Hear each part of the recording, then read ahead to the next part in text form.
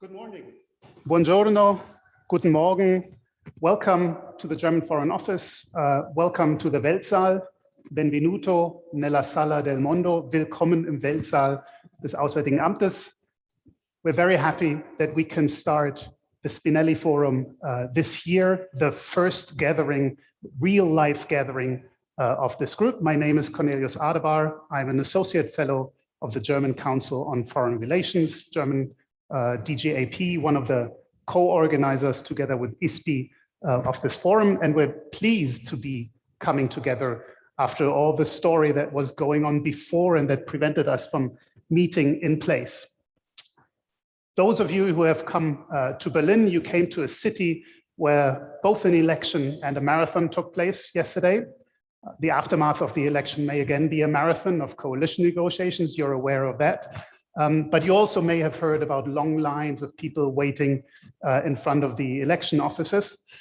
So paraphrasing an old saying about Berlin, that Berlin is poor but sexy, I'd like to think of this hybrid event as hybrid but sexy, because we have people coming in over the video, and we have you in the room, and we have a number of distinguished speakers that we will meet here today to discuss our future in a sovereign Europe. What is it that both Italy and Germany can do to make Europe a better place, to bring forward the development of the European Union. And I'm very happy to do this together with Isabella Bufacchi, who is the Germany correspondent of the Italian daily Il Sole 24 Ore.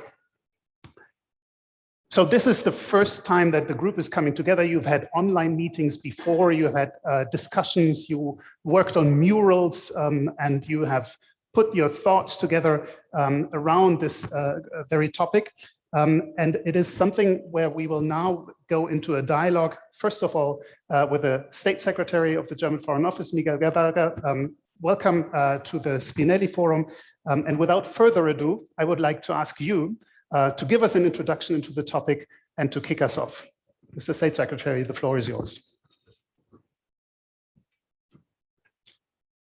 So, yeah, also very warm welcome from my side, and I don't see him so far in the video screen, but I know that Ettore Sequi will be with us here today.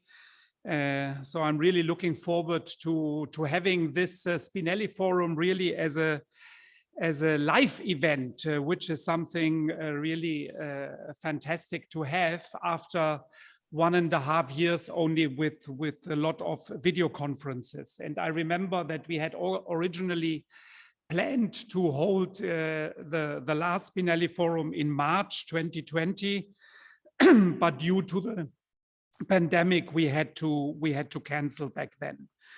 In my view, we need these kind of youth fora like Spinelli, and it comes really at a relevant point in time, as Mr. Adebahr just pointed out, not only the German elections, but also the State of the Union speech by Ms. von der Leyen outlining what is going to happen in the European Union in the coming 12 months. We also, I think, after a little bit less than a year, we already have a very good, I think, assessment and a clearer picture about what is possible and what not with the new US administration under President Biden, what we can expect. And I will come back to some of these points later. Italy and Germany, we are two of the large founding members of the European Union. I think both of our countries have particular responsibility for the future of the European Union, for a strong European Union, which is capable of confronting the many, many challenges we have internally, but I would say also in our neighborhood. And mentioning March 2020, when we were really at the early stages of COVID, I think everybody in Germany has very vividly in mind how much Italy was affected, the area around Bergamo and other parts of Italy. And, you know, looking back, I must say, I think we can be proud as Europeans that we managed in 18 months to develop several vaccines, that we managed to vaccinate 70% of our population. But I would say beyond that, that Europe was the pharmacy of the world, because many people did not realize that the US was only vaccinating their own people. The same, the United Kingdom. But Europe from day one not only applied vaccines internally, but never stopped exporting vaccines to other parts of the world. We have obviously still a lot of challenges ahead, and some may play a role in your further discussions. In my view, the most pressing issue is really to get Africa, Latin America, poorer countries in Asia also vaccinated in the course of next year. Internally in the European Union, we also have a lot of challenges on rule of law, on freedom of the media. And I think we have to be very, very careful that we address them and don't give the impression that we tolerate the establishment of more authoritarian rules within the European Union. I think this is something that needs our full attention. And therefore, I'm very glad to see how much focus the European Parliament is putting to that. Externally, one of my main conclusions is that this policy shift we have already seen under President Obama, that the US will focus mainly on the competition with China and on the key challenges. But the US will not be there to help us really in Syria, in Libya, in the Middle East peace process, in our talks with the countries like Turkey. The US will be there for a strong NATO, for strong transatlantic ties. But for me, it is absolutely clear that we as Europeans have to take over more responsibility for our own. And I think that this is something which is a challenge that will not be solved very easily, but needs to be understood by all Europeans, that we have to take many, many issues in our own hands if we want to have a European Union which is strong and capable really to act and to live up to the challenges we have. So if I go to the bigger picture, I think the key issue in my view, and also taking into account, I would say, the fast technological changes which are taking place in the world, the question is, the European Union needs to be in a position where we are not marginalized between the big blocs. A European Union which is not a rule taker, a European Union, I would say, which needs to be more resilient, more sovereign, and which is capable of developing the necessary capacities to act in all areas, foreign policy, security policy, but also the other areas you're going to discuss today. So in my view, very important, the challenges on foreign and security policy. I outlined some of them, but part of it, in my view, is also the decision-making process in the European Union.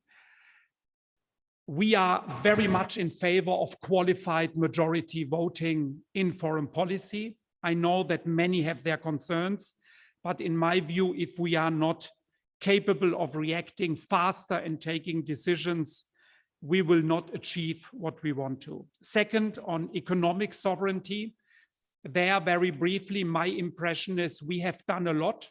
If I look at Germany, the last 4 or 5 years, everybody has understood that we need to be at the forefront of the technology development, but we also have to protect our industrial base against takeovers from other countries, especially if these are directed like Chinese investments in a way which is really aimed at taking technology from Europe to other parts of the world. So a strong European Union needs an industrial policy, and this is something that should be also part of your discussion. The social and prosperous Europe, Absolutely. I think that was maybe the biggest contribution we could do during our council presidency. We started in May when we had the agreement between Chancellor Merkel and President Macron to say that we want a strong recovery program for the European Union. And when I was in Rome 2 weeks ago for the consultations with Ettore Sequi to talk about that, let me underline the success of the recovery program in Italy is crucial for the whole European Union.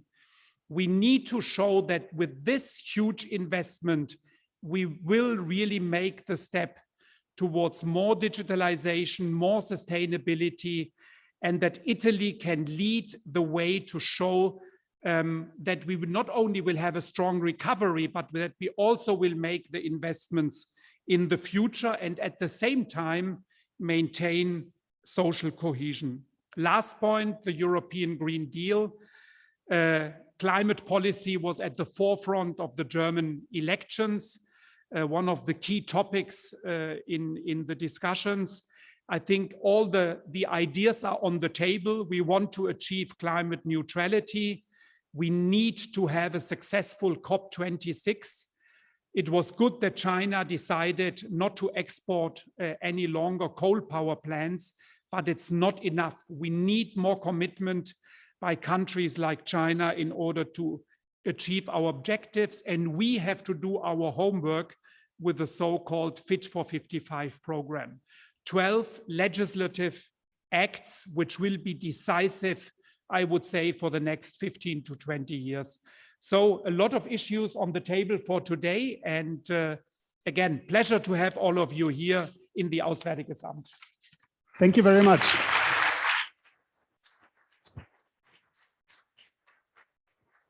Thank you very much.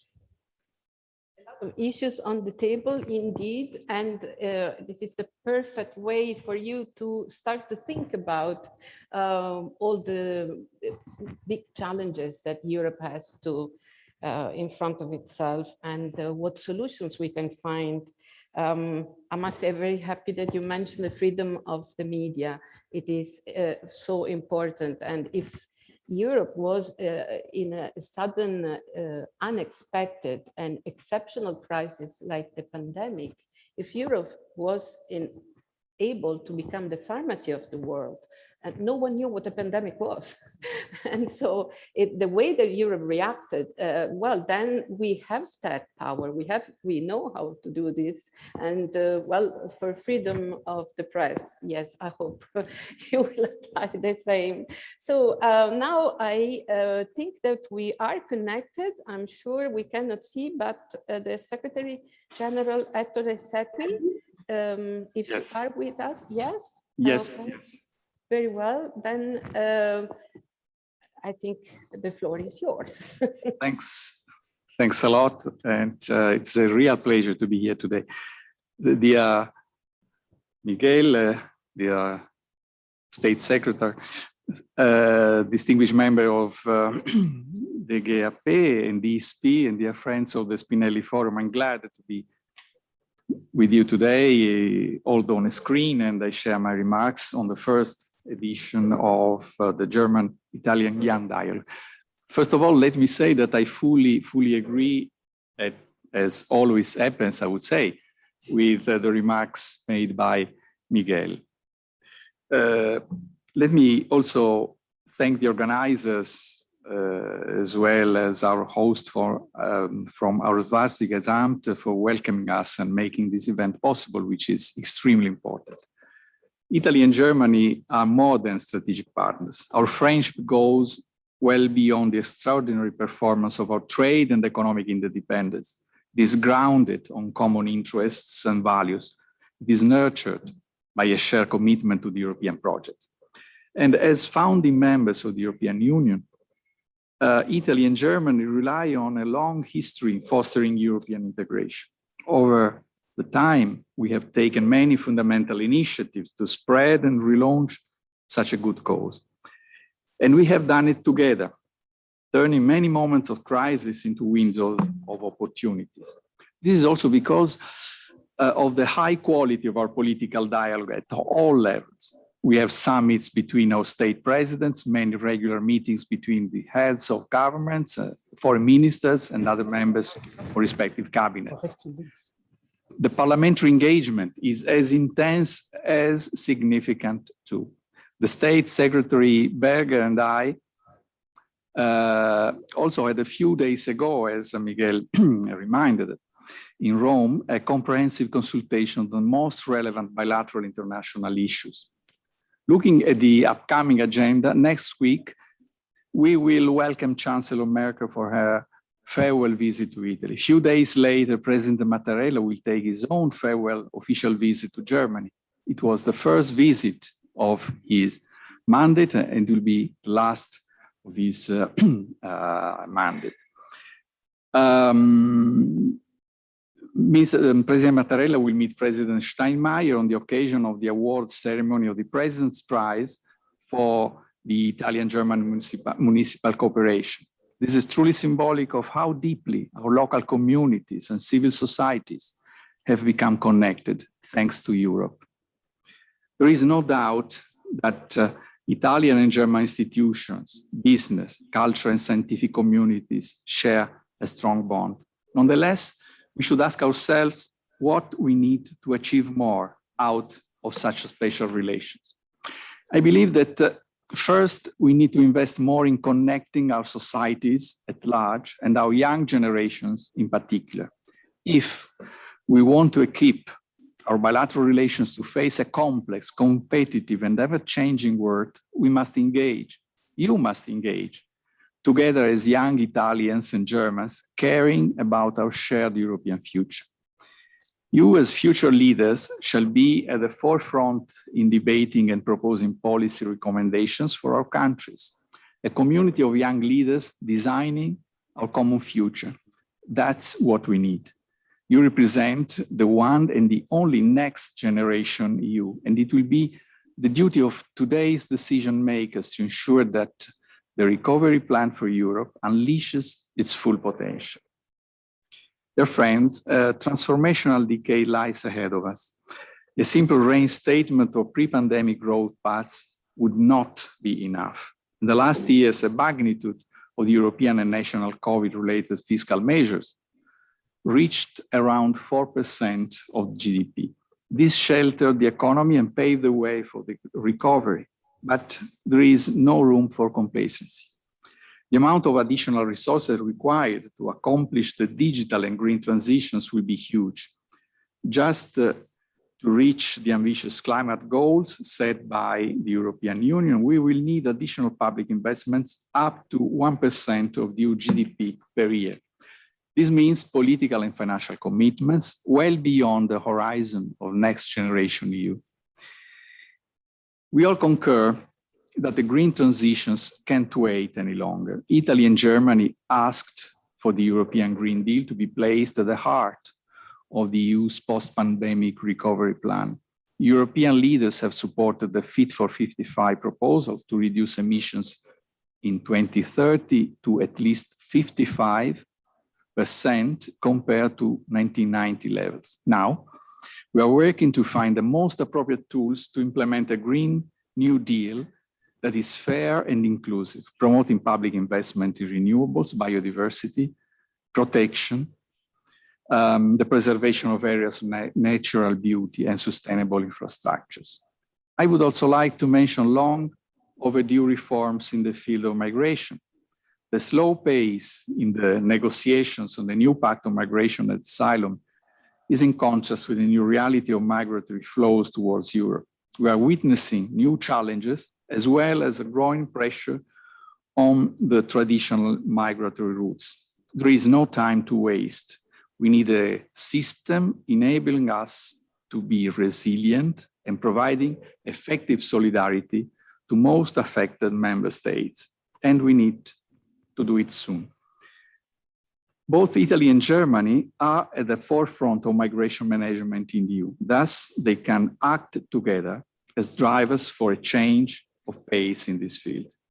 Of course, these are just two examples of fundamental issues, where massive support from the civil society, in particular from the youth, will be key. Having said so, what do we expect from the Spinelli Forum at its first edition? This gathering takes place at an extremely important time for Germany and for Europe. Today and tomorrow, the Spinelli Forum will address a number of top European issues.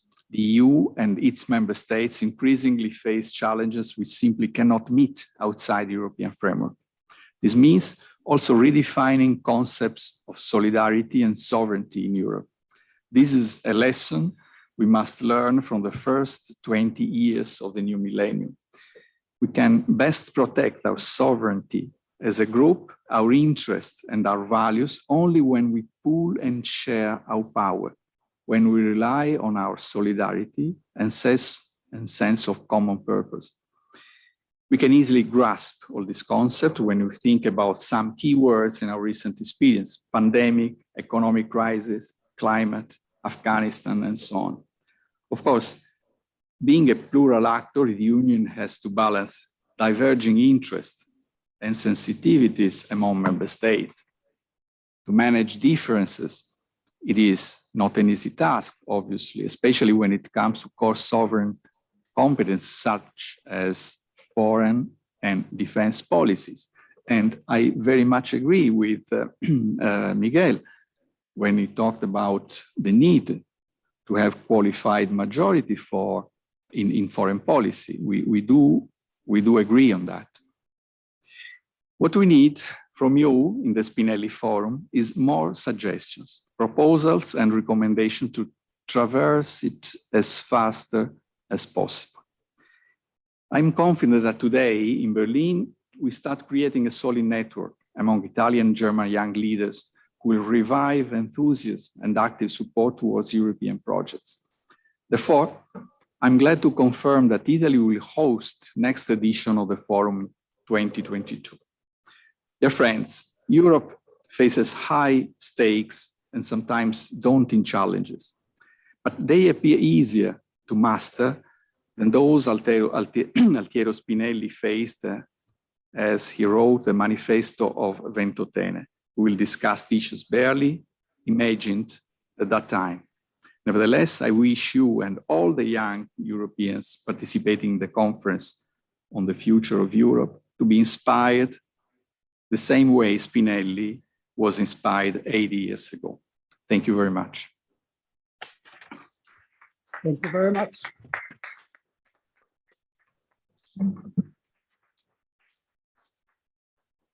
Thank you very much, Secretary General Sequi, for underlining the hybrid nature of this gathering by your virtual presence, but more importantly, by going into the subject matter already, by highlighting what both Germany and Italy, what Italian and German young leaders can do.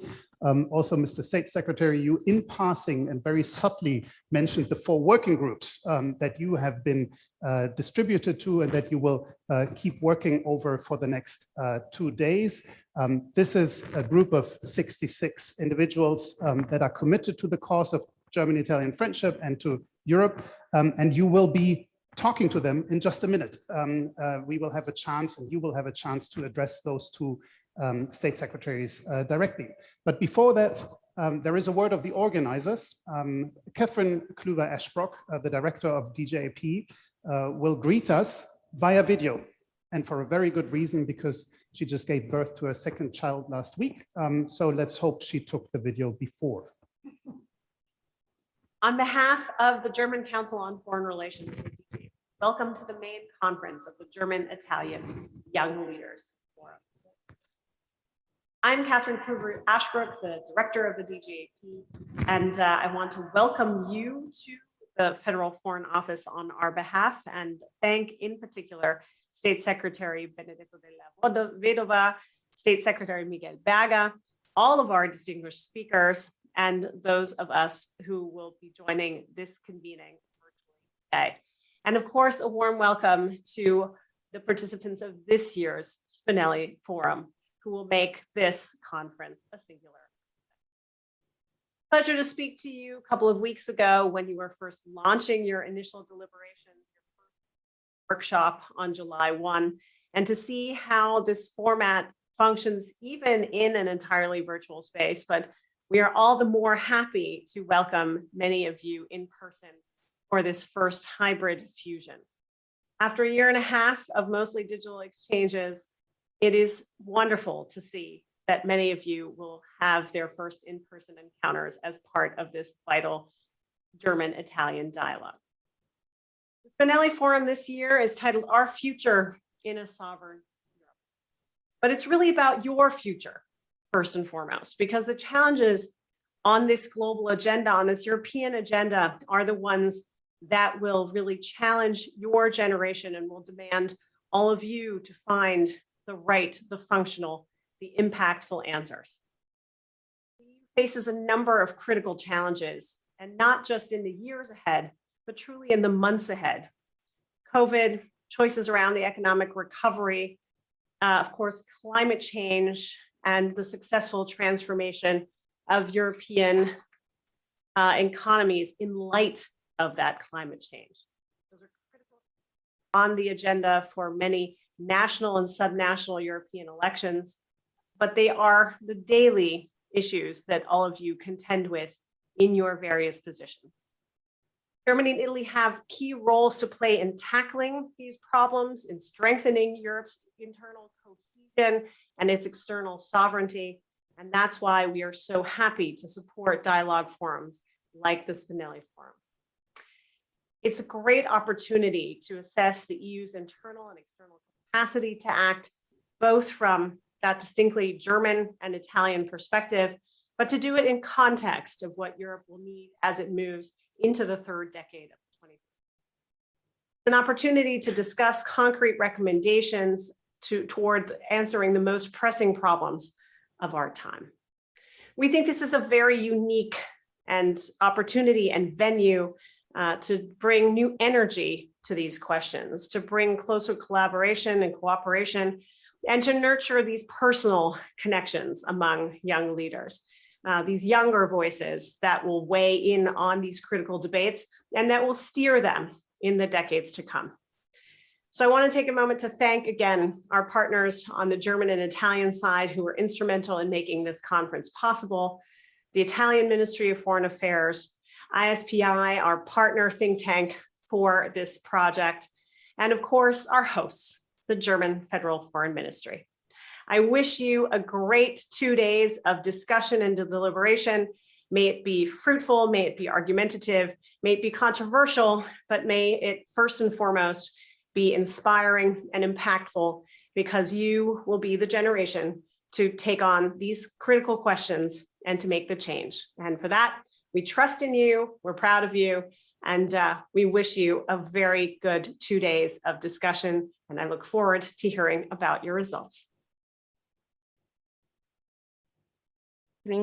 Ashbrook for these words that underlined the opportunity that you all have, but I think also in a way the responsibility you have as being young leaders. All these challenges, well, you start and you have been up to now, but this gives you an opportunity to really address them, because it's also a little bit your responsibility. And now I introduce our another welcome, and it will be online. Thank you very much for being with us, Claudia Parzani, Chair Allianz SPA and member of the Management Board of ISPI. Are you with us? There is no video. Good morning, but the everyone. voice? Yes. I hope you are well and you are enjoying, and you will enjoy the forum that represents a valuable chance to discuss about challenges and solutions for the future of our European Union. Many thanks, Cornelius, many thanks, ISPI, and many thanks to the German Council of Foreign Relations for the invitation. Apologize for not being with you in person, and thank you again for the opportunity to record this short video. The new generations and the creation of synergies between EU countries are themes that they are really dear to my heart. And this video is to greet you and leave you some of my thoughts. First of all, you are there because you are the young future leaders from Germany and Italy. You will be asked to face challenges that will be crucial for our future and our growth as Europe. We are living extremely uncertain and disruptive times. The crisis generated by the pandemic has changed many priorities. We know it. But at the same time, we are aware that we have the unique opportunity to build a stronger and a more sustainable future. A major lesson from the pandemic has been that we all need to work together to solve big problems, and importantly, ESG is in front and center of any organization. The environment component remains one of the key ones, but with the pandemic has brought a major focus on the S in ESG and a shift toward the social component in many ESG plans of corporate and financial institutions.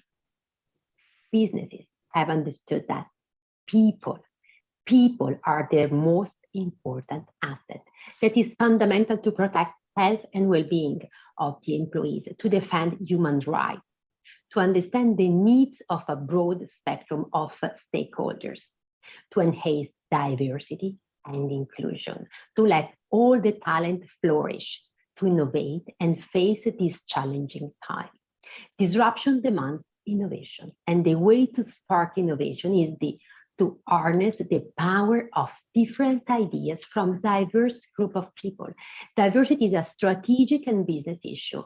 It wins now more than ever. It is more and more clear for businesses that the social impact is important and the economic impact, and they have a central social role. They are corporate citizens and shall contribute to the development of the communities and the territories in which they are active. They are asked to help to build a better future for society. Their reputation connected to their social commitment is important for people. People look at their words, their stories, and their ideas. And to achieve this, based on my experience, we shall use governance. Governance as a strategic lever. A good governance system may contribute to a sustainable development, allowing the companies to innovate, to strengthen their business models, to manage the risk and the competitiveness. We have big challenges, but we have also great opportunities ahead of us. You are the future of our Europe, and you have to work together to find the best solutions to European challenges with a view to shape the brighter future of our Europe. Many thanks and have a lovely day.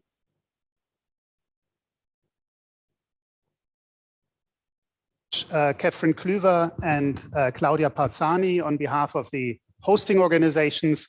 We now have a little less than half an hour, and it is time for you to become active. There has been some responsibility placed on your shoulders, you, the participants, the selected participants of the Spinelli Forum, by all speakers, laying out the challenges and asking the young generation to raise their voice and to step up. So we do have still the State Secretary here with us, Secretary General Sequi online, and I'm asking you to come up with your questions, your comments. You can do this here in the room, stand up, there will be microphones on the left and the right. Speak up, introduce yourself, come up with a question, a comment, something that is important to you.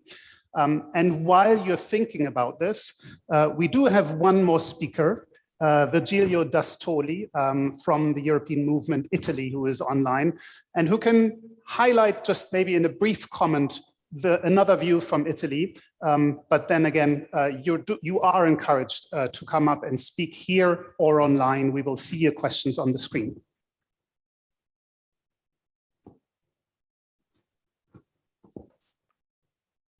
Good morning. Hello? We hear you. Yeah, I'm glad to be with you today. I'm sorry to not be in Berlin. I was the personal assistant of Altiero Spinelli during the years in which the European Parliament has elaborated and adopted the draft treaty for European Union. As the General Secretary Sequi said, we as Federalists, we are celebrating the 80th anniversary of the Manifesto of Ventotene that was written in the island of Ventotene in 1941 by Altiero Spinelli and other comrades.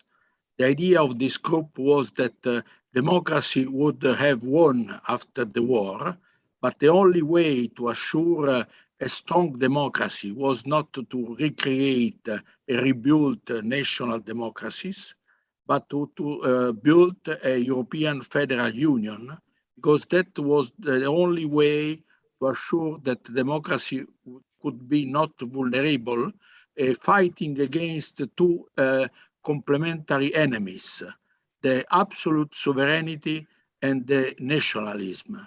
And when we speak today about Europe as a Europe sovereignty, we have to speak about the possibility to achieve the federal finality of the European construction that was written in the Schuman Declaration.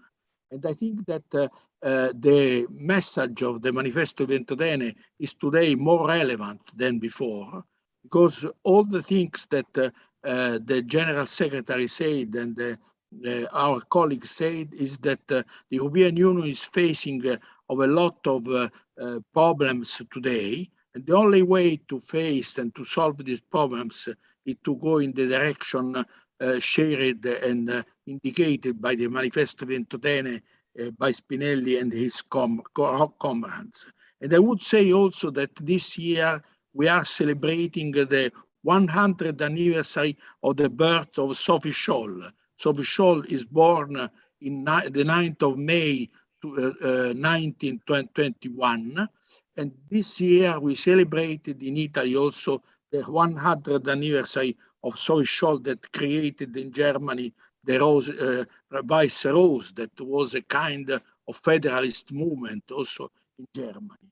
And I think that you as young leaders, you have to know that next year, 2022, is the year of your empowerment.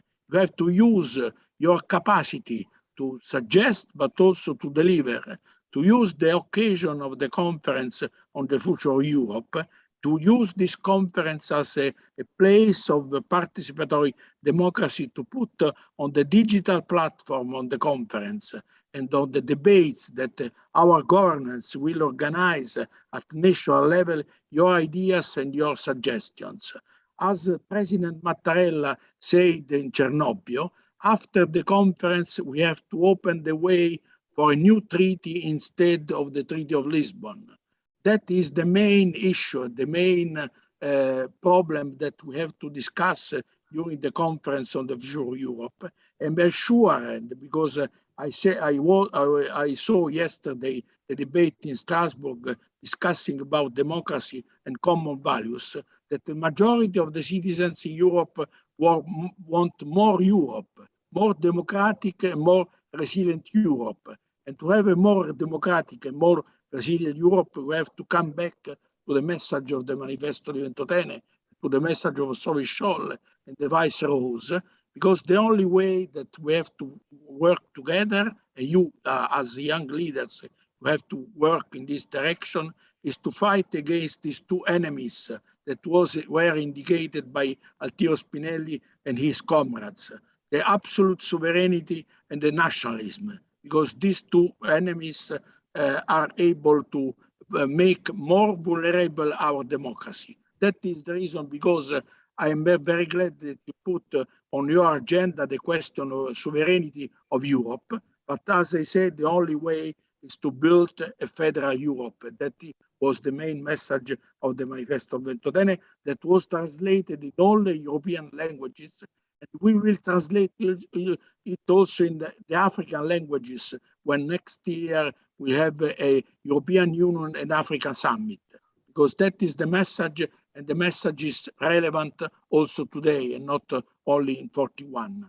So thank you and have a good work in these 2 days, and see you next year. And I suggest eventually that the Spinelli Forum next year could meet eventually in Ventotene. We as European movement we can eventually help to organize a meeting for the Spinelli group in Ventotene next year. Thank you very much. Thank you. Thank you. Virgilio D'Astoli has given us a historical dimension, historical context, but also made me think, how much have we done? We made also a lot of achievements since Ventotene. And I want to mention one because of financial journalists, the euro. So actually you have opportunities now and responsibilities, but I think you also have many tools to use, because a lot has been done. But without further ado, I would kick off the question and answers session. Cornelius, should we start from the floor? Let's look at the floor and let's look at the hands going up by the dozen. Please take these opportunities. You need to have state secretaries for you. Thank you. There is one here right in the middle. If you stand up, the microphone will come to you. Please introduce yourself, and we're eager to hear from you. Of course. Yeah, good morning. Thank you very much for the key impulses. My name is Livia Puglisi. Yeah, to start the floor, it's just a thought I had looking back to the electoral campaign phase within the last months. And I was just thinking, I'd love to hear your opinion on the society's view on European and maybe also international affairs, as it has been stated within the last months, that the European and international politics were not really a top priority for no party in Germany within the electoral phase. And I'd be really, well, as a convinced European, interested in what your view is on society's perspective. Why isn't it kind of a top card to play within a campaign phase? Also because I believe young German voters are very much into the European idea. And yeah, I'd like to hear your opinion on why not play that card in a higher way. Thank you. Thank you very much. There was another question 2 rows back. Yes.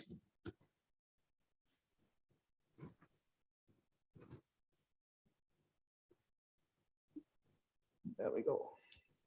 Hello, everyone. My name is Alice Balbo. I'm with the Association of German Cities. My question is about the first phase of the pandemic. We are talking a lot about the European solidarity, but the reality is when the crisis started, one of the first things that happened, the borders were closed. And I have to say, as a person that doesn't know the reality of like closing borders anymore, because I've been growing up with this idea of an open Europe, that was a bit of a shock for me. So I think we have learned from that, but how do you think, how would you reflect on that to face a new crisis in the future? Thank you. And 1 row back still. Thank you very much for having us today in the morning. My name is Laura. I'm with the Federal Ministry for Economic Affairs and Energy here in Berlin. It's a pleasure to talk to you, State Secretary Berger, the day after the elections, and allow me to ask something on the elections. Let us assume for a minute that the Greens would take over the Federal Ministry in the near future. How would a Foreign Minister, Annalena Baerbock, impact or change German foreign policy also on the European level, which might then also be interesting for our Italian friends? Thank you. Thank you. We have 1 more question from the chat. Can you please?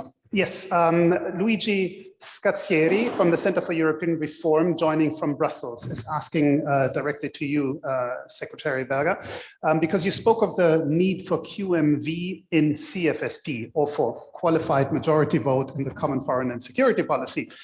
So how do you think will it be possible to reach consensus, and how can skeptical member states be persuaded by a member state that avows to be in favor of QMV? So we have German election, we have the first phase of the pandemic, and we have a specific question to QMV. If you start, and then we'll hand over to Rome. It's on. Yes, with pleasure. Yeah, let's start with foreign policy and European policy in the German campaign. I must admit, I think that everybody in this ministry was a bit frustrated that it did not play a larger role in the campaign. I would say maybe in the campaign, not so much as in, I would say in the debates in TV, which were really focused on social policy, on environmental policy and climate policy, other issues. But you know, maybe it also has to do that among the larger parties, we have, I would say, a broad consensus on the basic questions of foreign policy and European policy. And so jumping immediately to the question of the Greens in the Auswärtiges Amt, we had a Green foreign minister some years ago, which was Joschka Fischer. I would say that it might change a little bit the policy towards China, Russia, Turkey, because the leader of the Greens, she was very clear on questions to put more emphasis on human rights in dealing with these countries. But I would say that in general, the pro-European policy would definitely continue. With the Greens, I would expect that climate foreign policy would be a stronger asset in this ministry. We have started 10 years ago to develop something that we call climate foreign policy, where we support international negotiations through political dialogue. And I imagine that the Greens would enhance that. Concerning the question was also about the first female foreign minister, if I can. Yeah, no, absolutely. Precise. That is right. That would be the first female foreign minister. How much would change that? I don't know. I don't think it would change a lot. You know, I don't think that today that makes a huge difference. But obviously, if you look at the record, so far only male foreign ministers. Going to the pandemic, the first phase, yes, I had the same feeling. It was really shocking to see that borders went up. So I grew up at the border region between Germany and Switzerland and France. And to see that the borders were closed, that we had even fences between Switzerland and Germany was really an awful experience. And what we have now under the Slovenian presidency is a lessons learned process on the pandemic. And I hope that we will be able to develop better joint cooperation and policies, especially in the border areas. Because, for example, between France and Germany, we have tens of thousands of people who cross the border every day. The same is valid towards Poland, towards the Netherlands and Belgium. So the border cooperation, in my view, is crucial in case that there would be a further pandemic. So I hope that we really have learned the lesson out of that. Qualified majority, yes, there are many skeptics. I think the best way to address that is to have a clear understanding that qualified majority would not apply if countries have vital interests. Maybe if we could have an exception like that so that everybody can be sure that he is not overruled if the question is about something that this country sees as a basic and fundamental question of national interest. But the reality is that in many, many instances, issues are blocked because of minor differences. And this is something that we should be able to overcome.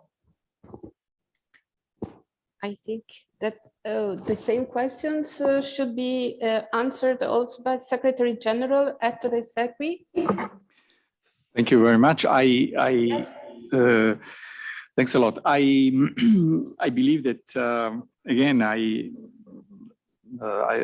in general, I agree with Miguel on a number of issues. But let me say, starting from the key words that I heard in this debate. First of all, crisis. Second word is responsibility. And I would like to start with a quote by Jean Monnet, who used to say that people accept change only when they are confronted with necessity, and they only recognize necessity when a crisis is upon them. And again, in the past, we heard many times another sentence, which was, never miss a good crisis. As a matter of fact, we were, in the last few months, we were confronted with a number of crises, pandemic, Afghanistan, migration, climate. And I think that this debate we are having today, the debate that we see on our newspapers, on the media, is very beneficial because we have understood that probably we have shifted to the new millennium with a delay of 20 years. So this debate that was triggered by crisis is now becoming existential, I think. And the second point is, in a way, I am a son of the Lisbon Treaty. The reason being that I was in the first group of diplomats coming from member states who joined the External Action Service. And being a son of the Lisbon Treaty means being a son of unanimity in the decision-making process.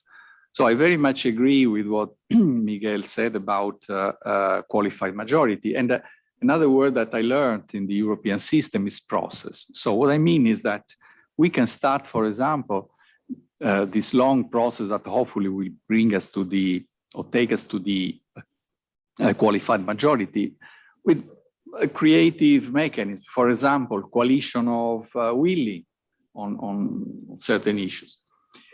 My other point is on coming back to foreign policy. Obviously, we need a foreign policy if we want to have an effective defense policy, but then we have to put also in common intelligence, because we need to see foreign policy in a broader way.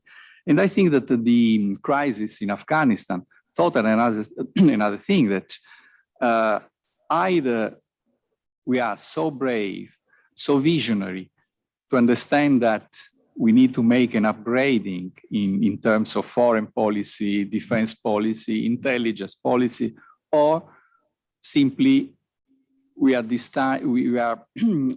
shall be irrelevant in crises like this. On COVID, I was very much impressed by the same phenomenon. Borders closed, and the first borders to be closed were the borders surrounding Italy.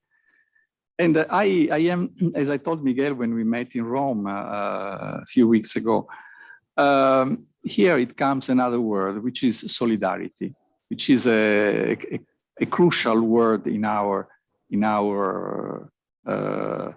building of the European ideal. We were very much helped in a moment of deep crisis by Germany. I remember that, for example, BDI made a sort of campaign for reopening, at least for trade, the borders with Italy, of countries bordering Italy.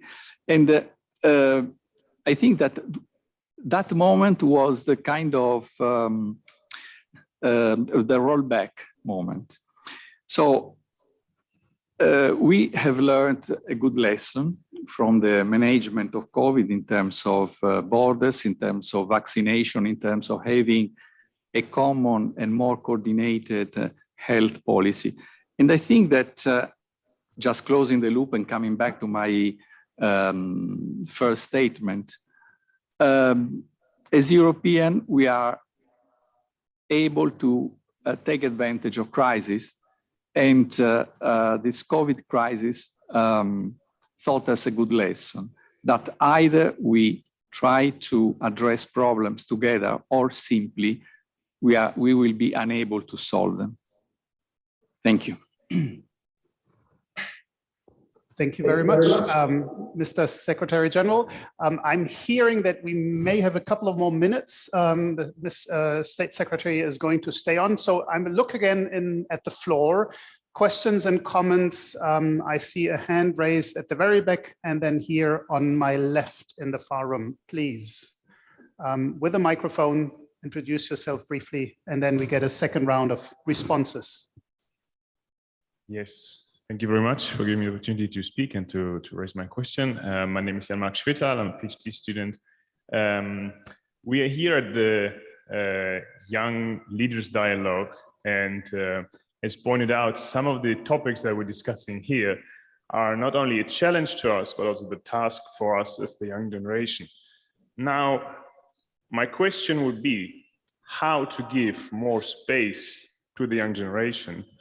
This forum gives a forum to us to talk amongst each other, to discuss, and thanks to the design, also to raise our points to higher levels. But if I look at the elections, for example, now, most of the parties address, let's say, to a certain extent, only future questions and more the direct questions. We live in a democracy that's beautiful, but with the demographic change, this is not so much in our favor for the next couple of years. So the Greens had once the suggestion, maybe we need a Ministry of Ecology with a veto right, just as a provocative thought. Do we need maybe also a Ministry of Youth with a veto right on any next decision? Thank you.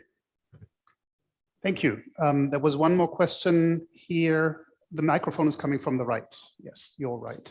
Thank you very much. My name is Ronja Scheele. I work with the Clüver Foundation in Berlin on international affairs. Thank you very much for the invitation and for the opportunity to ask my question. It relates a bit to what my colleague just said about the young generation and the future-leaning topics. And Mr. Berger, in your statement, you emphasized that the recovery plan would have to deliver, and that it would have to deliver on future-leaning projects like digitalization, green recovery, etc. And I agree, and I believe that you would have a lot of allies in this room. But if you look at the reality of European politics, we see that lots of budget discussions really is about the common agricultural policy. We see that the Horizon Europe project budget was shrunk, so a budget line where European innovation could emanate from. And I just wonder how do we manage this turn in real politics to look at the issues that will really define our future, not only ours in this room, but the future of Europe in a sense. Thank you. Thank you very much. And I'm just hearing that Secretary General Sequi has already had to leave. So he did get the question, but he cannot provide you with a response. He has a meeting with Foreign Minister Di Maio. Maybe adding one last question to this set of questions. How are you going to deal with the recommendations that will come from this group? The question is, how can this group make their voice heard? The young generation was talked about, but you will receive recommendations by the end of tomorrow. And it's good to have another meeting next year, but between those two meetings, how do you deal with these recommendations that come from the Spinelli Forum? Yeah, no, there were, I think, very, very pertinent and good questions. You know, I don't think that I have a good answer to you on how to strengthen and create more space for younger people. My only recommendation is really those who want to have a change have to go into politics. That is the only way really to change things. And if I look at the German elections, I have seen now that the results show that many younger candidates will be in the next Bundestag. I think the same needs to be done also in the European Parliament. But obviously, you are right when you mention the demographics. And I think if I have the figure correctly, in the German voting system, those who are 60 years and older are 40% of the electorate. And that means that for many people, the pension reform is more important than climate change and the investment in the future. So I think the mixture between political engagement, mobilization, like Fridays for Future and others, I think that is what is needed. It's a necessity to keep the issues on the political agenda. And if I look at the German discussion, I think that this was really achieved, because the main topic in the German elections, from my point of view, was really climate change and how to introduce the necessary laws and changes. But a really strong but, because my impression was that no party in Germany, and I would really not exclude anybody, was willing to discuss also the social aspects of climate policy. What will it cost the citizens? How can we guarantee that we don't not only make the necessary investments in the future, but that this doesn't come with a price for the middle class, for the lower middle class, which will then provoke a counter reaction, a negative counter reaction, if prices of energy go up, if the cost of living goes up. So this will be, in my view, one of the key challenges, how to balance a progressive climate policy and maintaining social cohesion and maintaining political support of everybody on the way. And yes, Horizon was a disappointment. I must say, one of the biggest disappointments for me in the Brexit negotiation was that Boris Johnson did not continue Horizon for the United Kingdom. So we need something to replace that. So in the end, I would say no good answer to these questions. Only my recommendation, politically.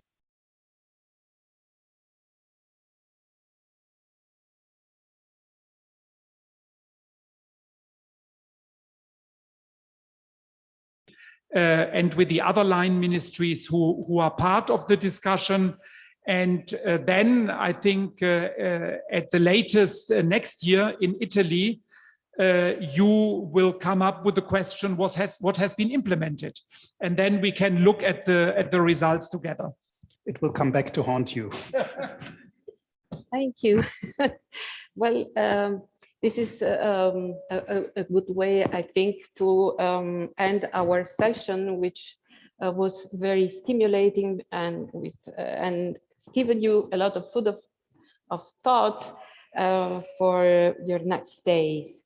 I thank you, the institutions. I thank you, especially Secretary General Berger, for being with us, and also for the interventions we had online. And I think the pandemic has given us this new tool. I think it works well online. More people can participate and ask questions online. I think it's a good development. So without further ado, I must say that I wait for you here at 11:30. We have the next session and I will be the moderator, and it will be on what Europe can expect from the future German foreign policy. So I think many questions that you asked will address also those. So thank you again for, I'm sure you had a busy day yesterday and also today. So it's very valuable that you are here today with us. Thank you. Thank you. Thank you all.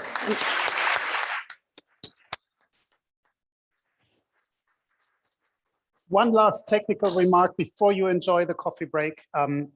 Speaking of tools, there is also a conference app that you can use.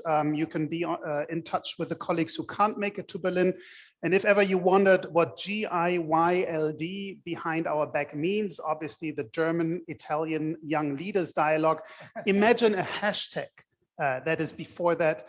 It's 2021, but we couldn't find the hashtag in the box where all the letters are. We keep searching. Enjoy the coffee break.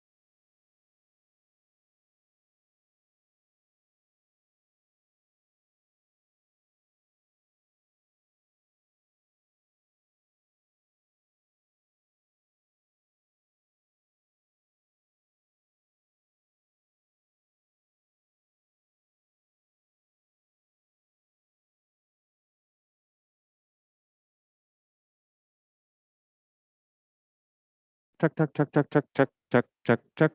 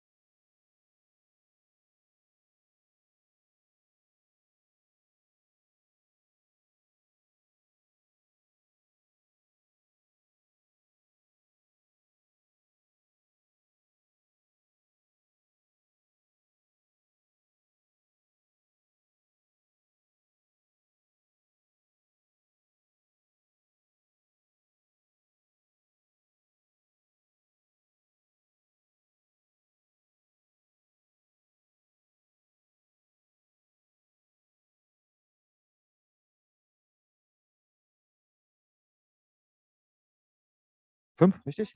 Check, check, check. 5. Ja. Okay.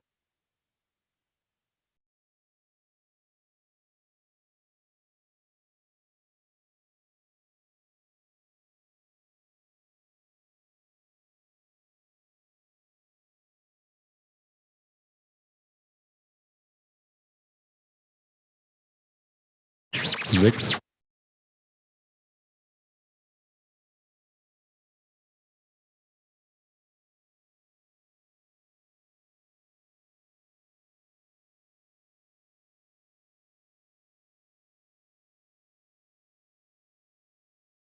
Sechs, sechs.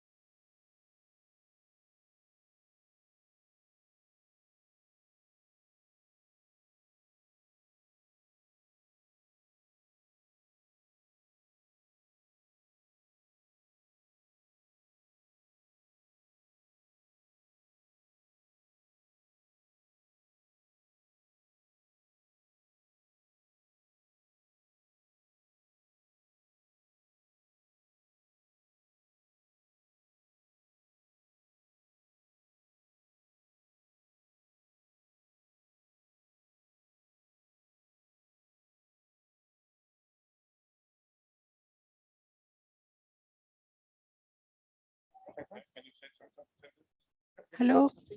Good morning. Hello. Good morning. Yeah. Thank you.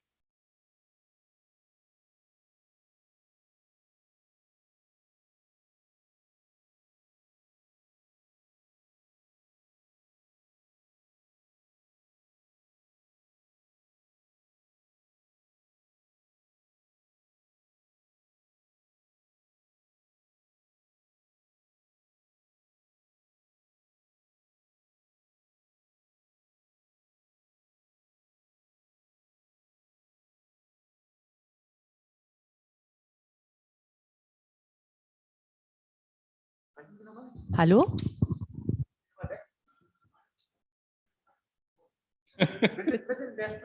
Hallo? Hallo? Ist jetzt? Super. Vielen Dank. Aber ich teste meins auch einmal. Das geht auch schon. Wunderbar, Dankeschön. So, dann mache ich auch noch mal mit. Alles klar.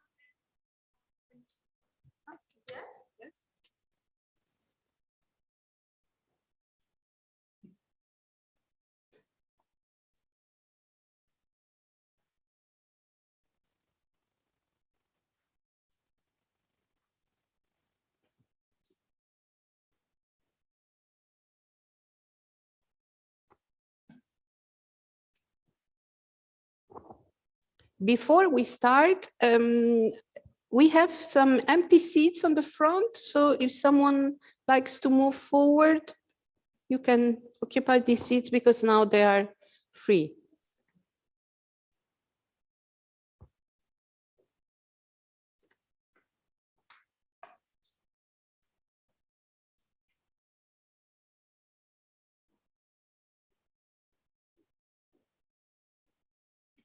Thank you.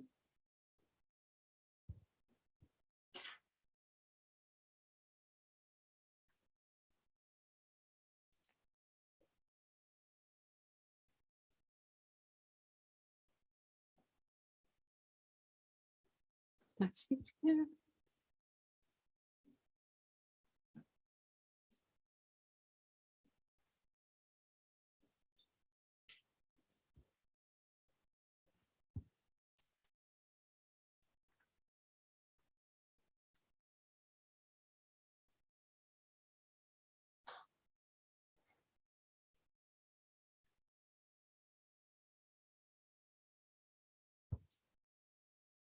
I was told to tell you also first the housekeeping, not on our panel. Please remember when you gather in breaks to keep the mask and distance. So COVID is not only a big challenge for Europe, it's also a daily challenge for us. But I was told, please remember this. And also, if you like to, and this would be also very welcome, use Twitter.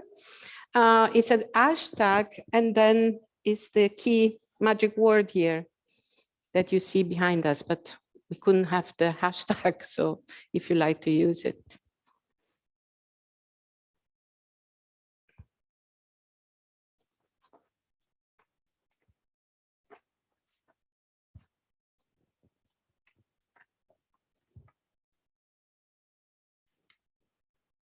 So we start our panel, and I'm sure you're looking forward to it because you asked questions on it in the previous panel. So welcome back. And we have an expert discussion on what Europe, and so you can expect from the future German foreign policy. And we have 3 experts who will tell you about it with a small presentation at the beginning, and then we will have the Q&A session afterwards. So we have with us Dr. Christian Mölling.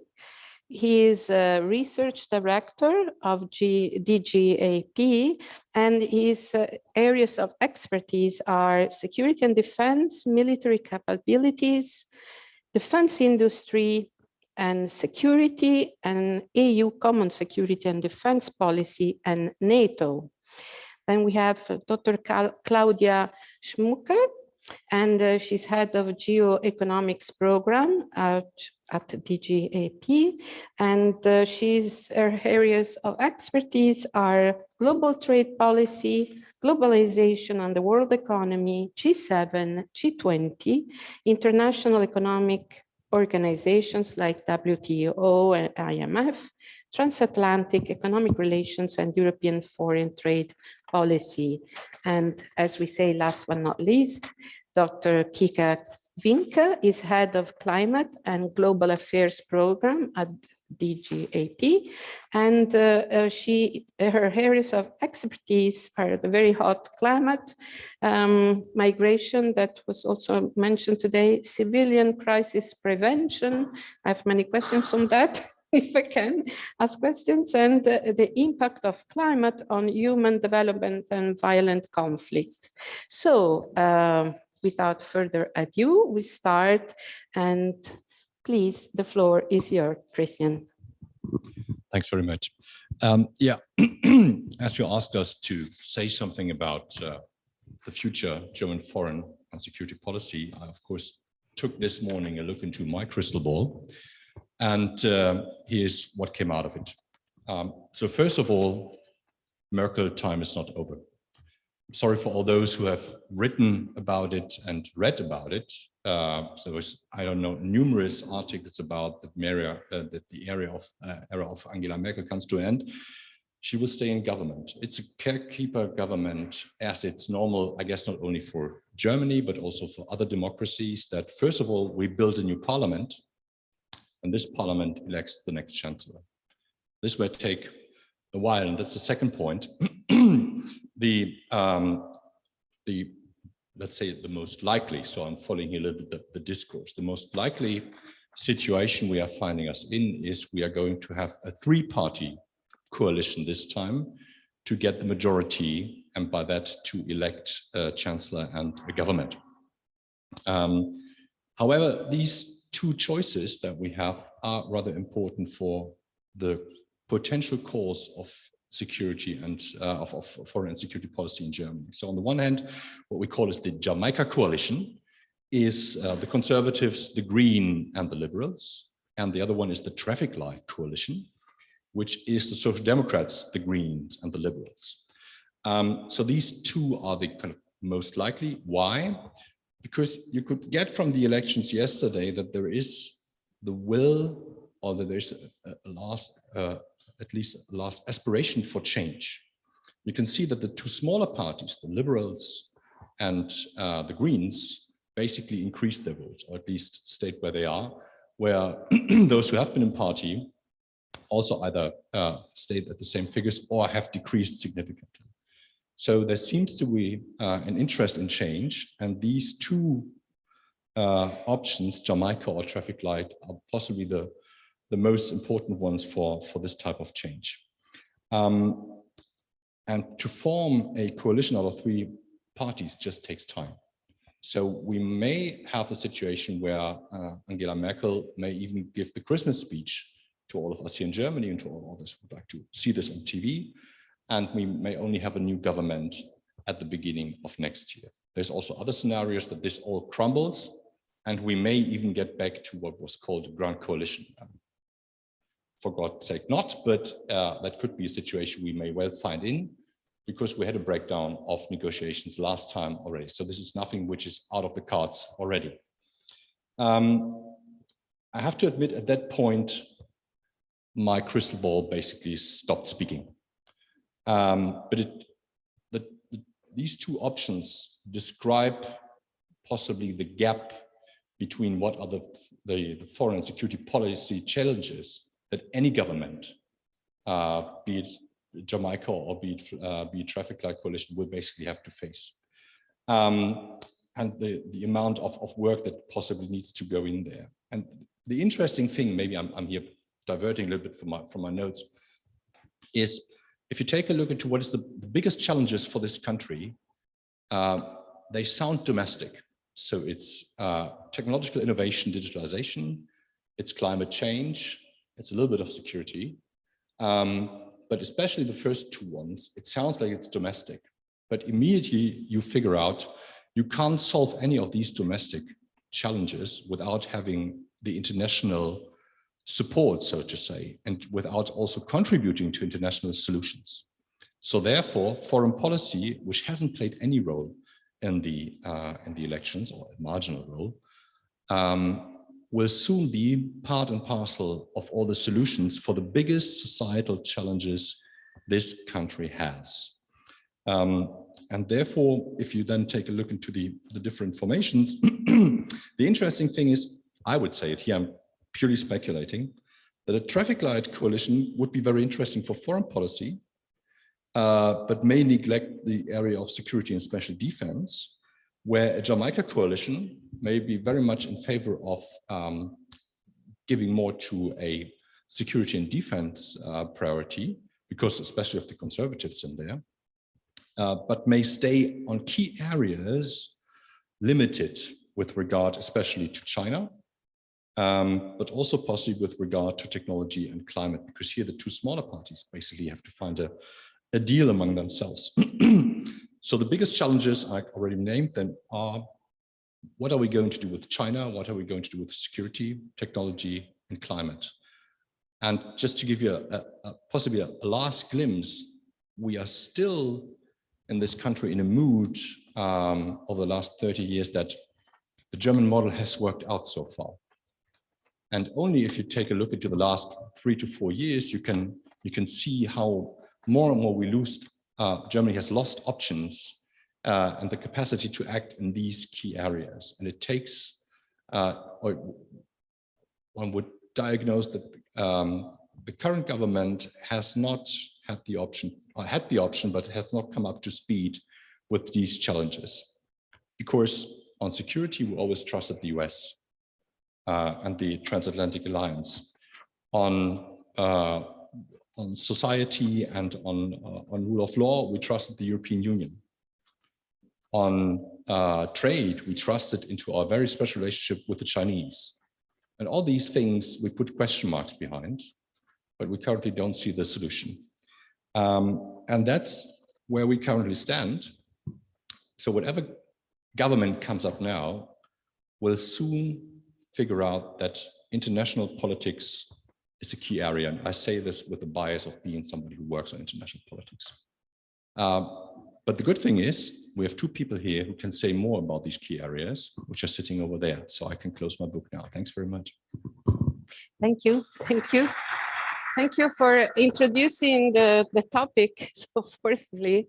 And I must say, I am part of those journalists who wrote the end of era Merkel, and Merkel's era was ending. I wrote it also, but also many journalists in Italy wrote, we hope Merkel stays somehow. And staying meaning that the policy, that Germany is not going to change so much at the end, but only maybe change for what we like Germany to change. So that would be interesting. So now, please, Dr. Claudia Schmucker, the floor is yours. Yes, thank you very much. Kira and I think, are very happy that Christian tackled the difficult coalition topic, so we don't have to dive into that. What I will do, I will speak for Geo-Economics and Trade. That's my area of expertise, and I would rush you through a couple of topics and provide policy recommendation in that area, and then have a look how likely it is that the new German government will implement this. And I'm happy to take more deeper question afterwards. So as you all know, the German government, the German economy is highly interlinked in international trade. When you look at the WTO, they say that Germany ranked third as a leading trading nation when you look at exports and imports of goods and services in 2020 after the United States and Canada. And because of that, the German economy is highly dependent of an open, transparent, and rules-based trading system that the WTO provides. However, what we do see right now is we have a very conflictual geo-economic environment. We have a geo-economic rivalry between the two superpowers, United States and China, and this has led to an increased decoupling on an economic, financial, and technological level, leaving the EU in the middle. And this kind of geo-economic rivalry also had led to a weakening of multilateral organizations such as the WTO, and the EU and the German economy is highly dependent on these organizations. So I have 3 points that I would like to make, 3 policy recommendations for the next German government, bearing in mind that that trade is an EU competency and we no longer have a German trade policy. So my first point is WTO reform. My second point is closer transatlantic alliance and realignment of the trade relationship with China. And the third point is a strong, assertive EU trade policy and a net of ambitious and sustainable free trade agreements. And I will briefly go into all these 3 points. I start with WTO reform. As we all know, the WTO is the guardian of a rules-based and transparent global trading system. And as I said before, the European countries and Germany are highly dependent on this. As we all know, the WTO is in crisis. We have outdated rules. We have no longer a functioning dispute settlement system. We do have an EU proposal for WTO reform. This is supported by the German government, also by the Italian government. But so far, not much is happening because, as you know, we need the support of countries like the United States and China to implement this reform. So in my view, the German government, also the EU, is perfectly positioned to continue with this kind of reform efforts because we have close trading relationship with China and also with the United States. So what should the next German government do? In the short to medium term, we have a WTO ministerial conference coming up in November, December. We do need tangible results here. We need plurilateral negotiations on digital trade, on trade and health issues. And we also need to revive the environmental goods agreement. And we will have the Green Party as part of the new government coalition, which means we will have much closer connection between trade and climate issues. And therefore, it's essential that these issues will also be tackled at the WTO. So in my view, regardless of the coalition, we will have the support of these kind of reforms at the WTO level. Second point, closer transatlantic alliance and EU-China relationship. If the EU wants to set global standards and shape globalization, we can no longer do this alone. We need partners, and in my view, the natural partner for this is the United States. We have a better transatlantic relationship since the inauguration of President Biden. In June 2021, European countries and the US decided to establish the Trade and Tech Council, which will meet in 2 days, starting on Wednesday in Pittsburgh. Angela Merkel went to Washington in July 2021, and we established a climate and energy partnership, the German-US climate and energy partnership, and an economic dialogue. So these are positive developments in the transatlantic alliance, but as you all know, transatlantic relations started to deteriorate. We had the contract between France and Australia for submarines, and Australia decided to buy nuclear-powered American submarines instead as part of the AUKUS alliance, which led to a severe conflict in the transatlantic relationship. We still have transatlantic trade conflicts like steel and aluminum tariffs there that are not resolved. So what needs to be done? In my view, the transatlantic alliance needs to be a high priority. And you can basically say that for all coalition parties, this is true, even for the Green Party. So they will have a different focus on the new transatlantic relationship, more on sustainability issues, but I do believe that transatlantic relations, that the new government will still try to improve transatlantic relations. We need tangible results at the Trade and Tech Council. I mean, this takes place in 2 weeks, so it's still the old government, but I think to have a stronger alliance here is really essential. EU-China policy. With regard to China, Germany and the EU suffer from high market entry barriers. We have intransparent subsidies, we have forced technology transfer. We also do have human rights concerns and sustainability concerns. The EU is still lacking a coherent trade and investment policy with regard to China. The image of China is changing in the EU, also in Germany, but we still have different risk perception. I think Germany still believes in a sort of special economic relationship with China. Italy is part of the Belt and Road Initiative, so we still have different approaches to the country.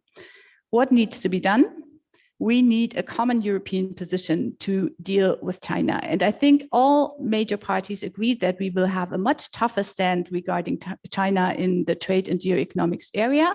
And I think Germany needs to make sure that we don't have a special relationship as Germany anymore, but a European relationship. And that relates to all the issues I mentioned before: economic, trade, human rights, sustainability issues. And I think the German government should push for red lines in this regard, while also working with China on other issues. I think this is very likely. The Green Party was very outspoken to have a stronger focus also on human rights and sustainability. I think also CDU and SPD see the need for a tougher stance on China. Third and last point, EU trade policy reform and free trade agreements. We have an EU trade policy reform underway. We also have a net of ambitious and sustainable free trade agreements that we are lacking in ratification and implementation. In my view, these are very important for Germany and for other European countries to diversify imports. That was an important topic during the pandemic, and to strengthen strategic relationships. So what should the next German government do? In my view, they should ratify CETA. That's one of the most ambitious free trade agreements that we have with Canada. The German government and the German Bundestag have not ratified it so far. I do believe this will be a contentious issue if the Greens are part of the coalition, but I think it would be necessary to do that. I also think we should push for more free trade agreements, for example, with EU-Mexico or EU-Australia. Also, this might be difficult because of sustainability issues, which brings me to my last point. In European free trade agreements, we have sustainability chapters. So far, they are not enforceable. And I do believe there's a debate going on in Europe about whether to make them enforceable or not. I think they should be enforceable. to closely connect trade and climate issue and to move forward on free trade agreements. So 3 points: WTO reform, transatlantic alliance, China, and EU reform policy, major issues. I just touched them really briefly. I think some of them are supported by all parties, some of them we will have more problems. But I think if the new German government in the context of Europe does not address this, they will lose in relevance as a global player. Thank you. Thank you. Thank you for this very stimulating speech. It looks very clear then that even if at talk shows the candidates and the parties in the campaign did not touch so much on foreign policy, they have a lot to do instead when they will form the government. So we'll also be open for a debate on all these very incredible, interesting issues that are open on the table. And so now the floor is to Dr. Kira Vinke, please. The floor is yours. Yeah, thank you so much. I want to briefly touch back up on the topic of the election. So we saw yesterday that more people than ever voted for a Green Party in Germany. And I think this reflects a growing concern about the climate that is apparent all over Europe. So I think this has to be noted. And before that, we saw massive protests in Germany. More than 600,000 people took to the streets to ask for more ambitious climate policy. We even had some young people hunger striking. They went to extreme measures really with hunger strike, and also in the last days, I think, denying intake of liquids. So what's really like kind of coming to a very extreme point, and they now stopped the strike. So they had some concessions by politicians that will now talk to them.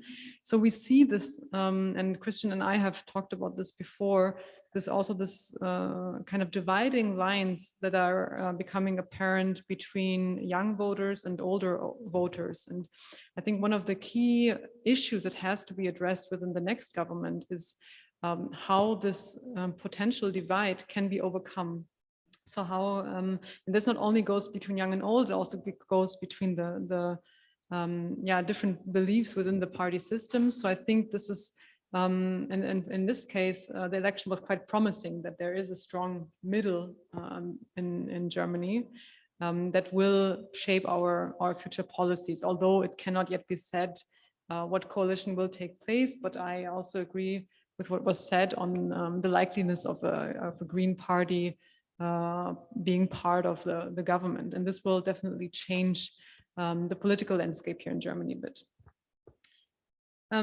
This trend that we saw, that young people have made political impulses into politics, it's actually something quite novel in a way, I would say. And I also hope that this is a sign for an aging Europe, that the young people, the young leaders as you are, can make a big difference in policy. And this is extremely important for the climate issue, because we know that for younger generations in the coming decades, we will see more and more extreme events. We will see more and more floods and droughts, and also have to deal with the foreign policy implications of this, and there are numerous. So there are different issues upon which foreign policy touches with climate policy. And one is that climate change and its impacts can affect the stability of countries, because if livelihoods are destroyed, if identities are destroyed, people may be more likely to enter into a conflict under certain circumstances.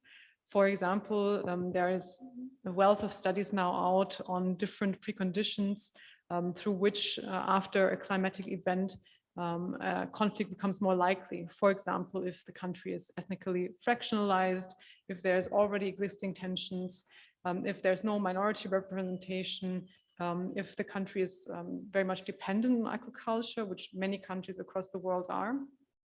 And if in these type of settings, a climate impact like a severe drought hits, people are more likely to enter into a conflict, a violent conflict.